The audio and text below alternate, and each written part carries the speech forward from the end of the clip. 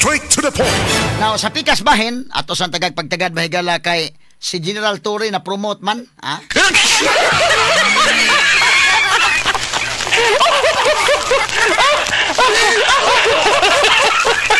Medyo nalangan-langan tag-discuss ini mga higalang promotion ni General Torre kay naghana ning mga panghitabo oy.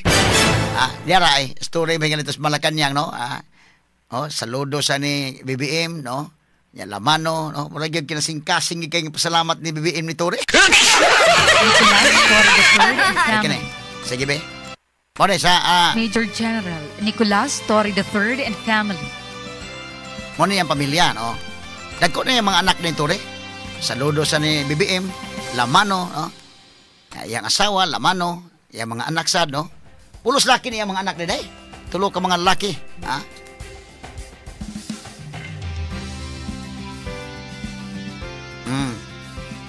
Snappy pa ba yung story yun, no? O ganang kwan? O to? Nagsulot din siya puti mahigala nga kwan. Okay. Oh. Stang kwan na. Police Major General Nicolas Torre III and family. Smiling yung story, oh. Nakuha sa smile. Promote God, no? Aha.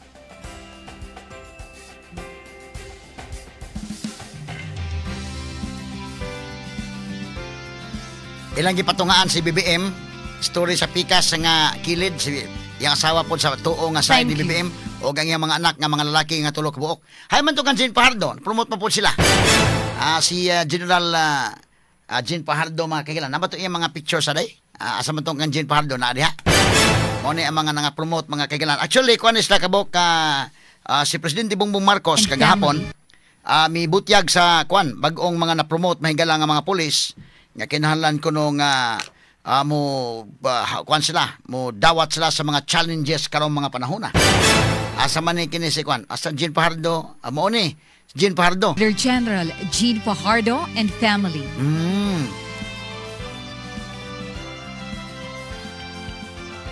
Saludo ni BBM, isip Commander-in-Chief. Sa man Jean Fajardo, ay mga anak nila eh. Oh, so kuan na ni, yang ginikanan ni nga kauban. Oho. Doon ay mga umangko ni nga maoy kuan, no? Wa say mga sa man namin ni Honest Jane Fajardo or wala? Thank you. So wa di mo tawag nga mami ani niya. Kasi katong mga tiya siguro katong mga tita na mga umangkon.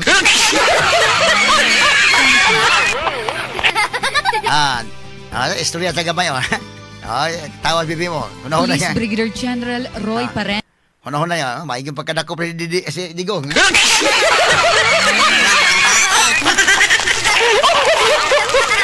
Balik ka story og si Fajardo kini sa mo ni mga kwan gyud, no? Mga sikat kay karon, no? Ibalik ko tong MC dong be. Okay, sige. Police Major General Nicolas Torre III and family.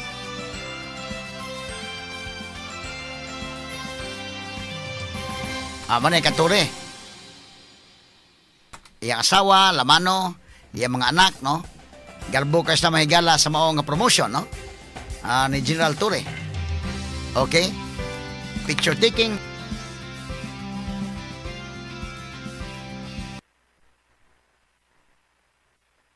Okay. So, gikan sa pagka 2-star general to 3-star sa general na. Police Brigadier General Jean Fajardo and family. Jean Fajardo sad, sunod. So, okay. Dito na sa Malacanang kagahapon.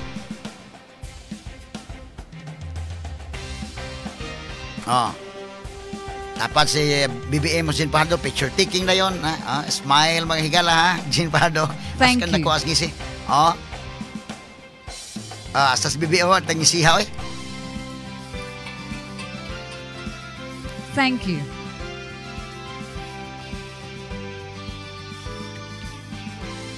Police Brigadier General Roy Paren.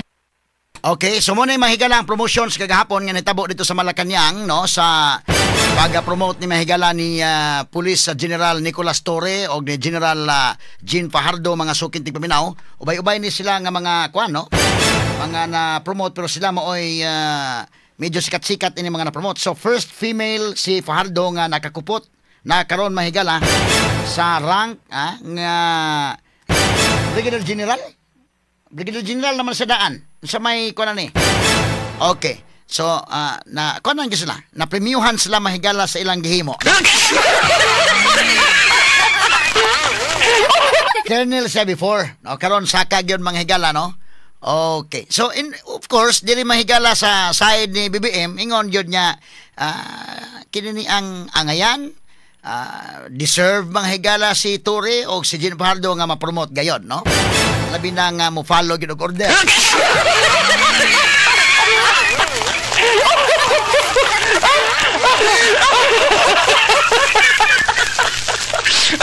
Ako lagi katawa mahigala kayo.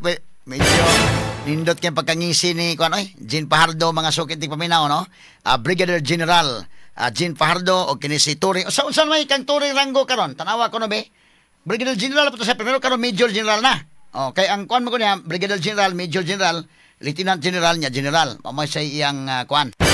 So Major General na si Torre gikan sa pagka Brigadier General saka siya usa Major General mo saka pag gani ni sunod ani mga kay expected ba sa gani ma-promote Torre, kuan gini labi na mga higala nga matinumanon sa mga mando sa Malacañang. Medyo dali kang ma-promote din no? So dili na to mga kaigalaan layo sa posibilidad niya by next niya kuan ani posibleng ma-PNP chief kini, no?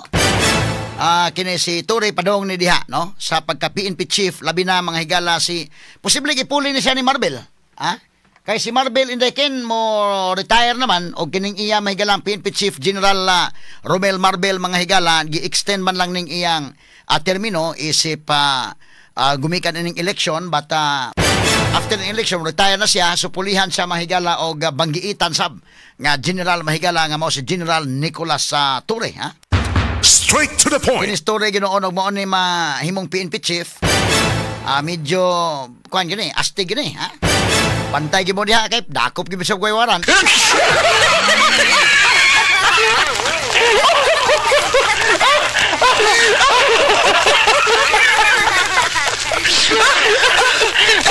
Ay kanto bitaw kang Duterte may galang warrant sa ICC. Di man to warrant mahigala diri sa atong local courts. Diri sa mga korte na to mahigala so equivalent pag itong warrant. Bantay lang gyud mo diha basta kay kuan. Agi tala ni katawa mahigala pero garbo kay si General Torre, no? Nining iyang nadawat mahigala nga promotion ang iyang asawa iyang mga anak mo ni iyang mga anak nga iyang giingnan day nga kamo mga anak kay mo kabalaka dai daghan ang ni suportar nato. Umato pa niya nga ngano man kuno daghan may magpa-picture niya.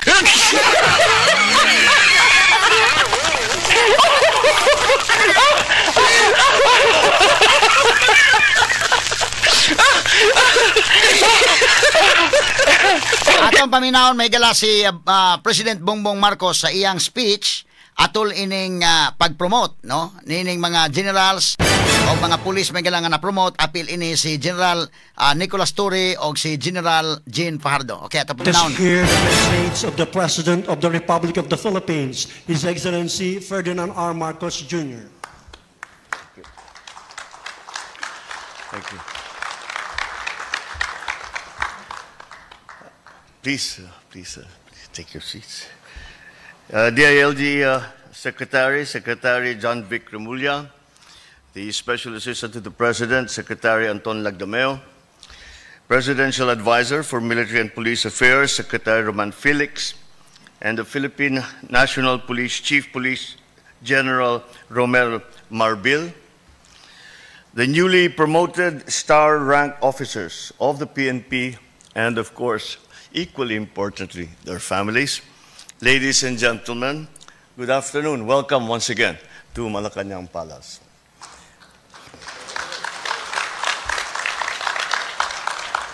We just now have witnessed the oath-taking of 39 star-ranked officers of the Philippine National Police.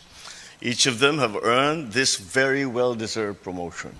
With that, my sincerest congratulations and a snappy salute to the 4 police lieutenant generals, 11 police major generals, and 24 police brigadier generals.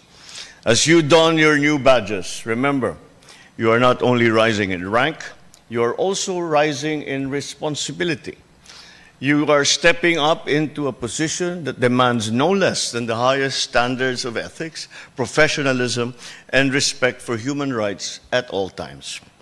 Always carry in your hearts your oath to our great republic, to faithfully, honestly, and unequivocally uphold and defend our Constitution. Let your actions always be rooted to what is right, what must be done, and what is legally ordered. Perform your duties with utmost dedication, integrity, and accountability, knowing that the trust and confidence placed in you demands your very best. The mantle you now wear carries with it the expectation that you will embody these values in every action, every decision, every mission that you carry out. It is thus incumbent upon you to lead by example. You have been entrusted with a daunting but noble responsibility of leadership, to guide, to discipline, to inspire the men and women under your command. Ensure that all PNP personnel are fulfilling their duties with integrity, competence, and trustworthiness, considering that our police force plays a very significant role to maintain peace and order, protect communities, and to respond in times of calamities. Rest assured, the whole nation and I acknowledge and commend all the hard work that you do. This recognition likewise extends to your families, who have had their fair share of sacrifices to support you in your career and in this noble endeavor. We are all part of a larger mission to create a safer, more just, and more prosperous Philippines. Now, more than ever, the Filipino people have great expectations of you, of us, as their leaders and their protectors. Our people expect a police force that is reliable, responsive, and resolutely committed to protecting the lives of every Filipino. Filipinos expect to live in a safe, fair, and just environment where peace and order are observed while upholding the rights and dignity of all citizens. Let us ensure we all live up to those expectations. We must meet them with every ounce of our strength. We must not falter. We must deliver. The road ahead will not be easy, but this I know. You wear your badge not just on your chest, but in your convictions. There is no greater, more honorable calling than to serve and to protect the country. So let me leave you with this. As newly promoted PNP officials rise up to the complexity of today's challenges, balance the demands of law enforcement while preserving institutional integrity, adhere to human rights, have effective leadership to address multifaceted issues that surround our country today. Let all your actions reflect the core values that we all hold dear. Mas patatagin ang pagiging makadiyos, makabayan, makatao, at makakalikasan. Itaguyod natin ang isang bagong Pilipinas kung saan ramdam ang kapayapaan sa buong kapulungan. At kung saan ang bawat Pilipino ay nabubuhay ng matiwasay, walang takot at may dignidad. Once again, congratulations. We'll move forward together with deeper dedication, keeping the welfare of the Filipino at the heart of all that we do. Maraming salamat. Mabuhay ang Philippine National Police. Mabuhay ang bagong Pilipinas. Thank you, Mr. President. Straight to the point. Okay, sa mga may gala ang nahitabo kagahapon no ni mga na-promote kagahapong adlaw mga sukid tigpaminaw. Ubay-ubay ni sila mga higala nga nanay mga general, mga star, mga kagalaan sa ilang dughan. Og matod pa ni PBBM, akong gitikno tong iyang speech mahigala, matod pa niya, you have to wear your badge not just in your chest, but with your conviction. Ang ngilngiga mga higalang pagkaistorya ha. Mayo sa ning speechwriters Malacanang musuwat sa Ginoon Buyag. Ano ingon siya may gala nga, it is incumbent upon you to lead by example. Incumbent upon you nga kinalan nga mo, lead mo, isip pa panag-ingnan as kangilngiga. O matod pa niya mga higala, let all your actions reflect the core values that we all hold dear. O miingon siya, you are stepping up into a position that demands no less than the highest standards of ethics, professionalism, and respect for human rights at all times. Straight to the point. Niga, sabi ni saya pamahigala nga imong kanana ang imong posisyon mahigala mo kuani mo demand dili lamang mahigala sa pinakataas nga standard sa ethics, ang professionalism o ang pagrespetar sa tawhanong katungod sa tanang panahon. Ato pa niya? Respect for human rights at all times.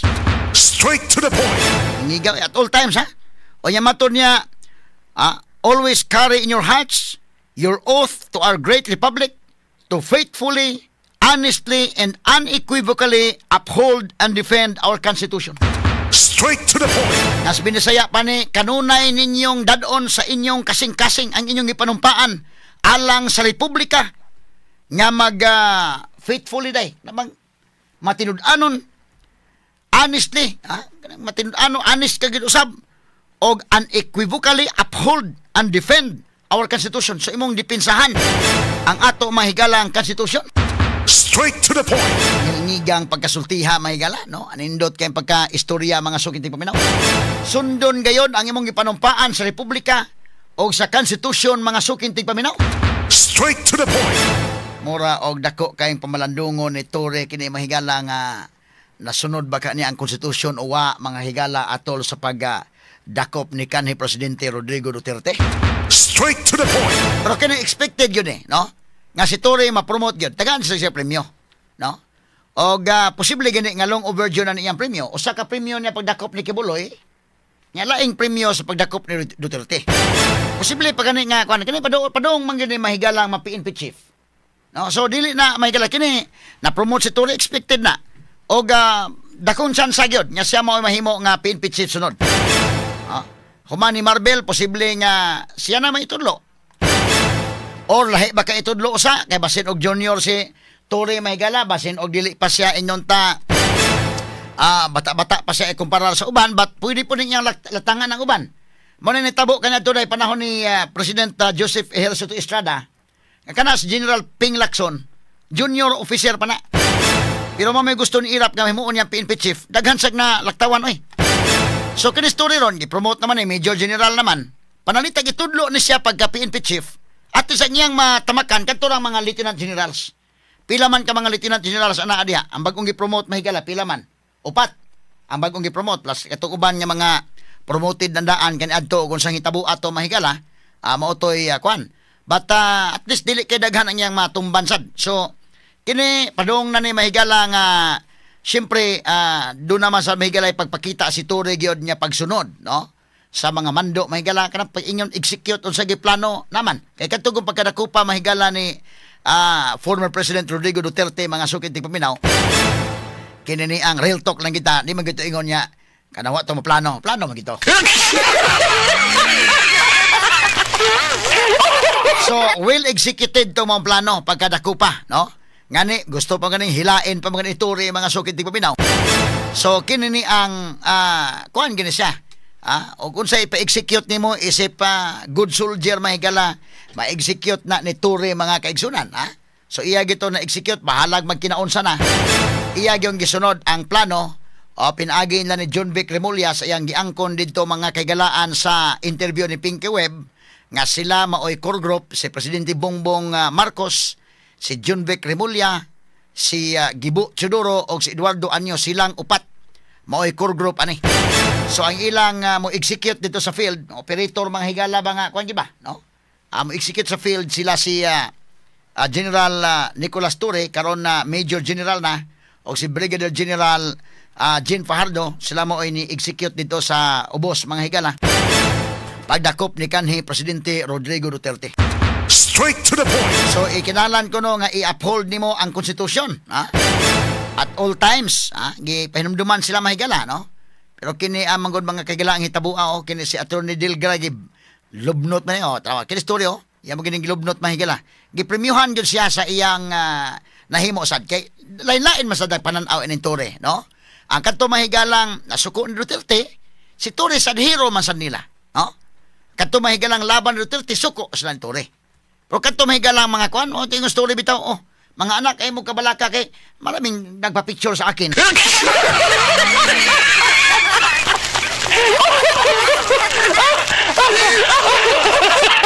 atong isgutag dugang ha kini mahigala paingon nga kinahanglan gyud nga matud pa niya always carry in your hearts your oath to our great republic to faithfully, honestly, and unequivocally uphold and defend our Constitution.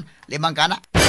I-defend ni mong Constitution, mahigala, pero unsa man ang hitabo aron nga pagkadako pa mahigala Presidente Rodrigo Duterte nga medyo doon na may dakong kakulian. Straight to the point.